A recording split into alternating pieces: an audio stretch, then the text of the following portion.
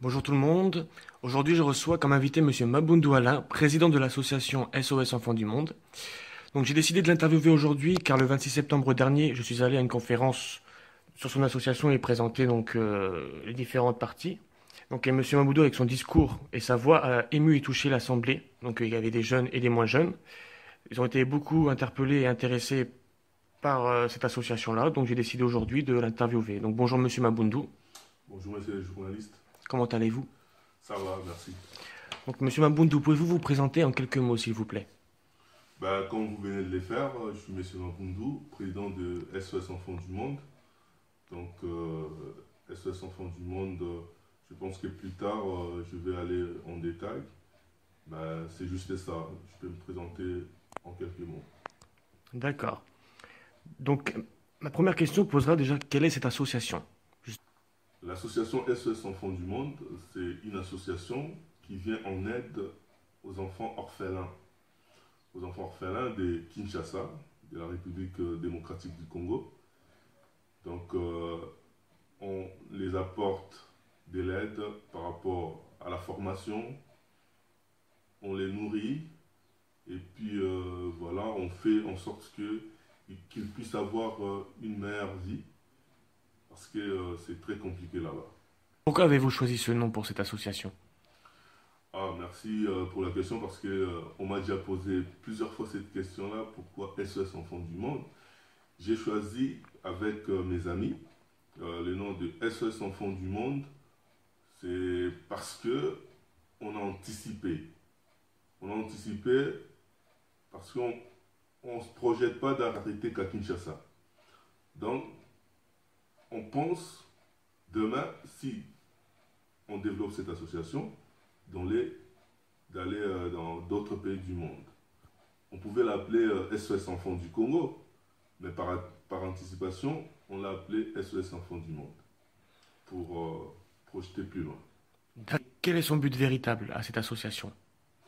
Comme je viens de vous dire, le but, c'est vraiment de aider les enfants orphelins de la République démocratique du Congo, les enfants qui sont vraiment dans une situation misérable, parce que c'est des enfants qui souffrent terriblement là-bas.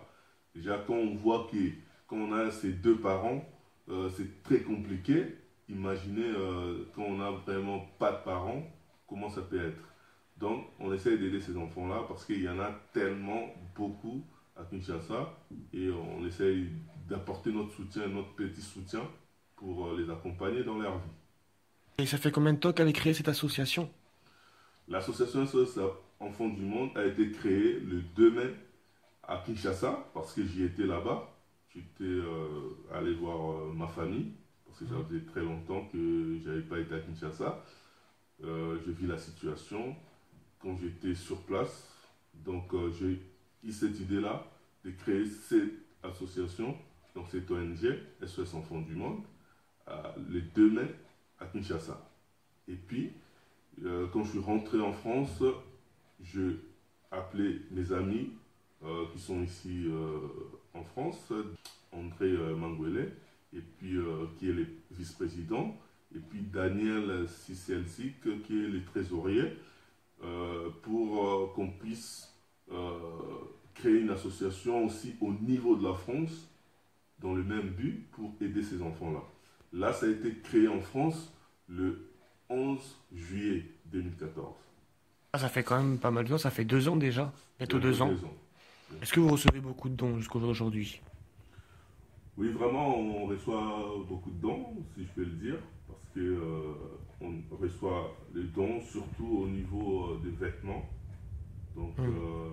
au niveau des fournitures scolaires, on reçoit beaucoup de dons. Bon, on reçoit aussi de l'argent par les biais mes collègues de travail, par exemple, d'autres personnes comme Messier Dassault qui nous aide beaucoup avec son association d'entraide, Olivier Dassault. Donc, ça fait qu'on reçoit les dons, si je peux les dire, mais pas au niveau qu'on voulait parce que les enfants là, ils ont besoin de beaucoup de choses qu'on ne peut pas leur donner, à part avec notre poche aussi. C'est nous qui donnons l'impulsion, dans cette association par nos propres moyens. Donc on est à 3, on cotise selon les besoins et on essaie d'aider ces enfants. Si je résume bien, vous acceptez donc l'argent, les vêtements et les fournitures scolaires. Bien sûr qu'on accepte tout qui peut aider ces enfants-là. C'est-à-dire l'argent, les conseils. On a besoin de conseils aussi. On a besoin des idées. On n'a pas besoin d'argent. Parce que les gens, quand ils voient les associations, ils ont tout de suite une image comme quoi c'est l'argent. Les associations, ce n'est pas que de l'argent. On cherche aussi des idées. On cherche aussi des bénévoles, des gens qui sont motivés, des gens qui veulent vraiment aider les personnes. Parce que ce n'est pas seulement l'argent. Parce qu'on travaille avec des gens qui nous donnent pas un euro, ou des vêtements, ou je ne sais pas quoi. Mais leurs idées, c'est très très important pour nous. Leurs conseils, c'est très très important. Leur soutien moral, c'est très très important pour nous. Donc on reçoit tout. On reçoit l'argent, on reçoit le don en nature, si je peux le dire. On reçoit les conseils, les soutiens. Ça, c'est important pour nous. Donc il y a vraiment ce côté humain dans votre association. Bien sûr. C'est important. Sinon, c'est pas la peine de créer cette association. Si on doit aider les enfants et on n'est pas humain, ça ne sert à rien. Je suis tout à fait d'accord avec vous. Donc, comme on parle justement de dons, d'argent, tout ce qui est dons, argent, vêtements, vont directement tout pour ces enfants-là, en fait. Mais monsieur, je vous dis, on a créé cette association-là pour les enfants. C'est-à-dire que ce n'est pas pour nous. Parce que nous, on a notre boulot. Nous, on vit normalement ici. On va au boulot, on travaille, on donne notre salaire. C'est sur base de ces salaires-là qu'on essaie aussi d'aider ces enfants-là. Et maintenant, quand on reçoit les dons qui viennent de part et d'autre, c'est pour ces enfants-là, c'est pas pour nous. Tout va pour ces enfants-là. Et nous-mêmes, nous faisons cet effort-là pour essayer d'envoyer ça pour ces enfants-là. Tout à l'heure, vous avez cité donc des personnes qui travaillent avec vous, mais combien de personnes réelles travaillent avec vous, en comptant aussi les bénévoles qui vous aident? Bon, déjà, il faut savoir quelque chose. L'association, là, l'ONG, ça avait commencé à Kinshasa, avant d'être installée en France, comme je viens de le dire précédemment.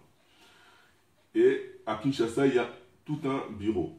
C'est-à-dire, il y a un secrétaire, il y a un trésorier, il y a toute une équipe qui travaille pour l'ONG SOS Enfants du Monde. Donc, ils sont une dizaine à travailler sur place là-bas. Et puis, ici en Europe, on n'est pas nombreux. Dans notre bureau ici, on travaille à 3. Mais il y a des gens de bonne volonté qui nous aident aussi, comme par exemple monsieur Kevin Charmet qui nous aide beaucoup. Il y a aussi des gens, je ne peux pas citer les noms ici parce qu'ils ne veulent pas, qui nous aident beaucoup. Donc, voilà, on est vraiment structuré. C'est-à-dire qu'on a une organisation qui est bien structurée. Chacun joue un rôle, mais le problème est qu'on n'est pas nombreux. C'est pour ça qu'on a besoin des bénévoles. On a besoin des gens pour venir s'intégrer dans ces projets-là. Parce que le projet est pour aider ces enfants. Donc nous, on a besoin de tout le monde. C'est-à-dire même les gens qui sont plus compétents que nous, ils peuvent venir, même si on va leur céder notre place pour faire développer cette association, on le fera avec plaisir. Et donc, depuis cette création de cette association-là, avez-vous été voir les résultats directement sur place? Bien sûr que oui, monsieur.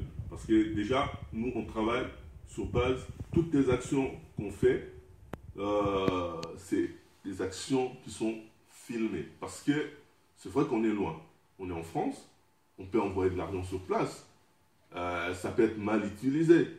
Mais nous, on a vraiment une organisation et on fait respecter toutes les décisions qui sont prises dans nos réunions ici. Quand on envoie l'argent, on demande à faire quelque chose, c'est respecté. Et puis, on demande tout le temps que les images soient faites pour qu'on puisse nous les envoyer ici, pour vérifier si vraiment c'était respecté ce qu'on avait demandé ici. Donc, et puis, il y a de temps en temps, on fait des tours là-bas pour aussi regarder comment ça se passe sur place. Justement, comment ça se passe sur place, justement? Expliquez-nous un peu la condition du pays, un peu comment ça se passe là-bas. Ben, je sais bien que vous êtes journaliste, hein, vous regardez bien les infos, vous regardez les actualités du monde. Donc, Ouais. voilà, moi je suis normalement amené à ne pas vraiment parler de la situation du pays, mais je pourrais dire en quelques mots, c'est une vie de galère là-bas. Parce que c'est vraiment, nous on a la chance d'être ici en France, mais les gens qui sont là-bas, c'est pas facile pour eux. C'est pas seulement pour les enfants orphelins, donc pour tout le monde. Et maintenant, imaginez si, voilà, les enfants qui n'ont pas de parents pour les aider, ça doit être encore plus pire. Donc c'est pour ça que je vous dis, c'est la situation du pays, elle n'est pas bonne, elle est très très mauvaise sur tous les plans. Justement, tout à l'heure, vous parlez de vidéos que vous tourniez là-bas. Lors de la conférence, j'ai pu voir certaines images qui m'ont même choqué. Un petit garçon, par exemple, qui était malade, qui vomissait. Qu'en est-il pour ce petit garçon? Ah, bon, c'est les jeunes Cédric qui nous a quittés, donc je dis paix à son âme. C'est un enfant qui était malade parce que là, c'était les images, c'était pendant les fêtes de Noël, donc c'était au mois de décembre, et le petit est décédé au mois de janvier. Donc, parce que on n'avait pas de possibilité de l'aider à temps. C'est-à-dire que, imaginez que les enfants peuvent perdre leur vie parce qu'il n'y a pas de moyens pour les aider. Il n'y a Parce pas de soins. qu'ils meurent, des fois, par manque de doliprane simple. Parce que s'ils n'ont pas ça, s'ils ont de la fièvre forte, ça peut faire que la personne peut mourir. Donc, le jeune là était très malade. Et voilà, vous avez vu les images que pendant cette fête-là de Noël qu'on avait organisée, cette action-là qu'on avait fait. C'était par l'aide aussi de M. Dassault qui nous avait aidé, qui nous avait donné quelque chose. On a organisé cette fête de Noël pour les enfants. Et l'enfant était malade. Après, ça a dégénéré. Le temps qu'on intervienne, c'était trop tard parce que, voilà, c'était compliqué. Là, le petit nous avait laissé vraiment, ça fait très très mal. Ça fait très mal. Donc, voilà, ça m'émue, moi. Parce que quand je pense à cet enfant-là, parce que moi, quand j'étais sur le terrain, je l'avais vu. Et quand on m'a dit qu'il était décédé, ça m'avait vraiment fait très très mal. Très mal. Ça se ressent, je peux vous confirmer en tout cas. Donc, donc pour expliquer certaines images, donc on avait vu donc les nouveaux locaux grâce à votre association qui ont été faits. Mais avant ces locaux-là, on a pu voir des enfants carrément se nourrir dans les poubelles, dans les détritus du pays. C'est triste quand même. Ben, c'est ça, quand je suis arrivé là-bas pour voir ma famille, et j'ai vu comment ces enfants-là, parce il y a une dame qui fait partie de notre association, Madame Rose, qui, elle, avait l'idée au départ pour aider ces enfants-là, mais elle n'avait pas de structure, elle n'avait pas de possibilité. Donc quand moi je suis arrivé, j'ai vu ça, ça m'a vraiment boosté et ça m'a donné la force, le courage, l'envie de créer un truc, de créer quelque chose pour essayer d'encadrer ces enfants-là. Donc, ils étaient dans les poubelles, mais maintenant, gloire à Dieu, hein, je peux dire, si ça ne dérange pas beaucoup, et maintenant ils ont un endroit, même si ce n'est pas un endroit confortable, mais ils ne se retrouvent plus dans les poubelles, dans les ordures comme avant. Et jusqu'à quel âge gardez-vous les enfants, justement, au sein de ces locaux? Ben, on n'a pas d'âge fixe parce que quand les enfants là arrivent à la majorité, ils n'ont pas de solution. Donc on peut pas les laisser partir. Et il y en a quand ils sont adolescents, des fois ils finissent par être engrossés, tout ça, parce que voilà, c'est compliqué, ils n'ont pas de famille, ils ont rien. Donc on est obligé de garder ces enfants-là. Donc à n'importe quel âge, parce qu'on on peut pas les laisser partir. On peut pas les laisser partir. On n'a pas un âge fixe qu'on se dit, voilà, à tel âge, on doit libérer ces enfants-là. Parce qu'ils n'ont pas de solution. C'est pas possible. Pour le bien, par exemple, de l'association, est-ce que vous seriez prêt à fusionner avec d'autres associations qui ont le même but que vous? Ben, bien sûr que oui. Bien sûr que oui. On est prêt à faire en sorte que tout marche bien. C'est ça notre souci. Si on doit s'associer avec, fusionner avec des associations pour faire une force, on est prêt à le faire. Nous, on n'a pas de problème pour ça. Et là, je dois même signaler, parce que vous étiez à la conférence, on a fait cette conférence-là, on avait deux associations. Il y avait Sol et Tinera, et puis nous, SOS Enfants du Monde. On a déjà une plateforme qu'on a créée entre ces deux associations-là. On fait des choses en commun, on organise des choses en commun pour essayer de faire avancer les associations-là. Donc, là, maintenant, là, on va projeter encore quelque chose ensemble bientôt pour essayer voilà, de chercher toujours des fonds, tout, pour essayer d'organiser nos associations.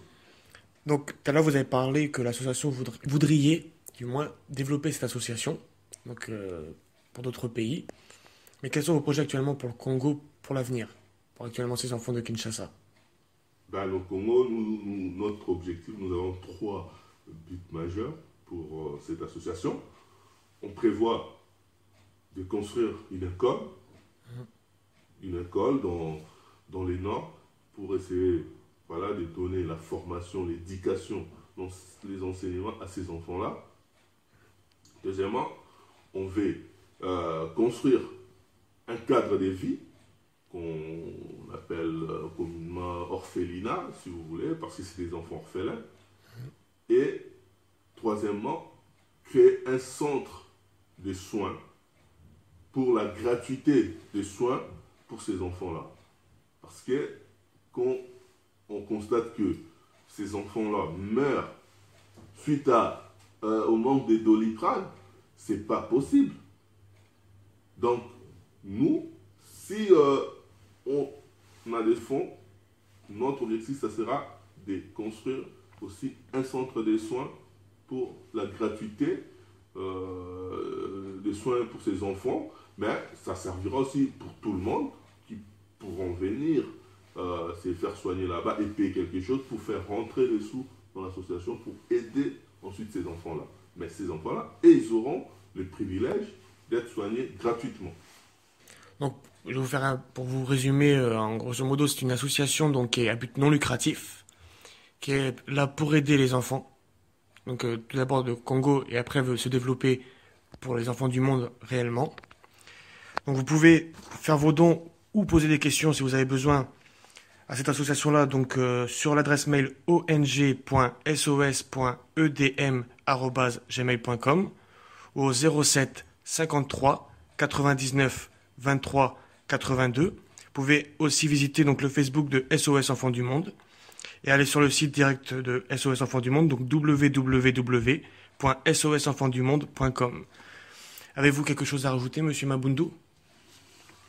Merci déjà de m'avoir reçu pour m'interviewer. Merci beaucoup déjà de votre part. Je vais dire quelque chose à toutes les personnes de bonne volonté qui, cette cause, peut-être, peuvent les toucher, s'ils peuvent venir s'associer à nous pour qu'on puisse faire marcher cette association. Et s'associer à nous, ce n'est pas seulement de l'argent. S'associer à nous, ce n'est pas seulement nous donner quelque chose en nature. Nous avons aussi besoin des idées. Nous avons aussi besoin vraiment de conseils. Parce que c'est très important pour développer une association. Parce que l'association, on ne crée pas de la richesse. L'association vit seulement avec le don, avec nos poches. C'est pour ça on a reçu beaucoup de dons en nature, c'est-à-dire des habits, des cahiers, des livres, donc des fournitures scolaires. Mais on a du mal à les envoyer là-bas. Parce que les frais de transport coûtent très cher. C'est pour ça que j'ai fait un appel à toutes les personnes qui ont peut-être des idées, peut-être qui ont des pistes, qui peuvent nous aider à envoyer ces dons au Congo pour ces enfants-là. Parce que là, ça a mis beaucoup de temps qu'on n'arrive pas à les envoyer parce qu'on n'a pas cette possibilité. Donc, ceux qui peuvent nous donner des pistes pour essayer d'envoyer, on les accueillera avec les bras ouverts. Je remercie M. Mabundu en tout cas d'avoir pris le temps de bien vouloir répondre à nos questions. Les personnes qui verront cette vidéo vous remercient également. J'espère vraiment une très bonne continuation pour cette association-là qui me touche. Et à bientôt peut-être, dans quelques années, en espérant que ça a vraiment bien marché. Merci.